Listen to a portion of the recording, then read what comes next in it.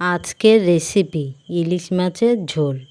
প্রথমে কড়াইতে তেল গরম করে কালো জিরে আর জিরে ফোড়ন দিয়ে পোস্ত, জিরে, আদা বাটা আর সাদা কালো সর্ষে, কাঁচা লঙ্কা বাটা অল্প জল দিয়ে নাড়াচাড়া করে হলুদ গুঁড়ো, লঙ্কা গুঁড়ো, চিনি দিয়ে মশলা কষানো হলে মাছ দিয়ে তারপরে উল্টে দেবো আর জল পরিমাণ মতন লবণ দিয়ে নেড়েচেড়ে ঢাকা দেব। ঝোল ফুটে গেলে ঢাকা খুলে 2 চামচ টক দই দিয়ে নাড়াচাড়া করে ঢাকা দেব। একটু পরে ঝোল কষে এলে গরম মশলার গুঁড়ো দিয়ে আবার ঢাকা দেব। কিছুক্ষণ পরে ঢাকা খুলে নামিয়ে নেব।